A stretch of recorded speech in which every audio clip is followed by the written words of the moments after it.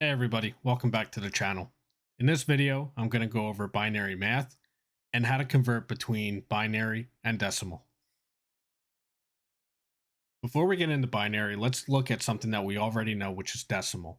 So with decimal, we have numbers and those numbers are divided up by placeholders. And the placeholders range anywhere from 0 to 9. Now decimal is a base 10 system, and that means that every subsequent placeholder value is a multiple of 10. So in this case, you can see we have a ones placeholder. That's where we begin. And then if you multiply that by 10, we get the tens placeholder. And then 10 times 10 is 100. 100 times 10 is 1,000. So if you have a 4-digit number, then you have a placeholder for 4 digits. And the value of those digits depends on the value of the placeholder that they reside in. So if you have a number such as 6492, you would take that value, that number, and multiply it by the placeholder. So in this case, it would be 6,000. Then you would get 492. And that's how you get 6,492. Now, this same concept carries over to binary. And binary is a base 2 counting system with only two possibilities, 0 or 1. And in binary, just like decimal, the first placeholder represents the ones, and the next placeholder is a multiple of the base. However, in this case, the base is 2. So you still have the ones position where you start, and then you multiply that by the base, which is 2 in this case. So you would get the 2's position, and then 2 times 2, you get 4's, and then 4 times 2 is 8. So if you had a value such as 1010, you would still multiply the value by the placeholder. So in this case, it would be 8 plus 2, and this would equal 10. So let's take a look at a couple of practical examples to illustrate how to convert from binary to decimal. So first thing we need to do is write out our placeholders, which we said in binary is a base 2 system. So we start with the ones. 1 times 2 is 2, 4, 8, 16, 32, 64, and 128. So those are all of our placeholders. And if we have a binary value such as 1011, 0010, as we went over before, we're going to take the value and multiply it by the placeholder. So we would have 128, and then we add all those up. So 128 plus 32 is 160. And then we would have 16 plus 2 is 18.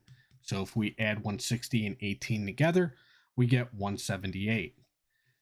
And that is the value, the decimal value of the binary number up here.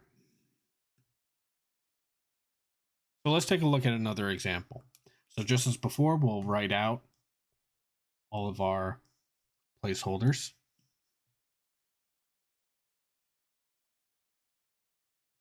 And let's say that we had a binary number such as 00, and then the rest of it was all ones.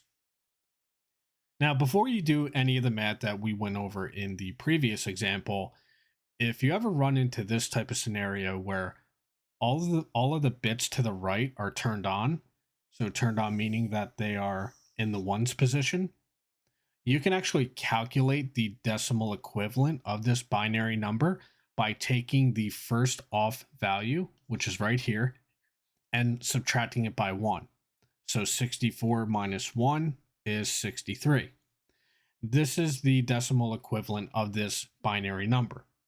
And we can validate that by just doing the math. So 32 plus 16 is going to be 48. 8 plus 4 is 12. Plus 3 is 15. So 15 plus 48 is 63.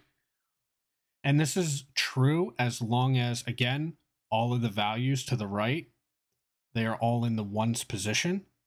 This will not work if this one was a 0, for example. So now let's take a look at a couple of examples of how to do the inverse, which is convert from decimal to binary. So just like before, we start writing out our placeholders. 32, 64, and 128. And say we had a decimal number such as 22.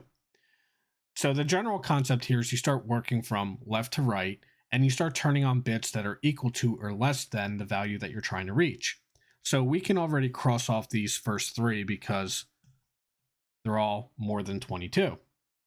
So the first match we get is 16.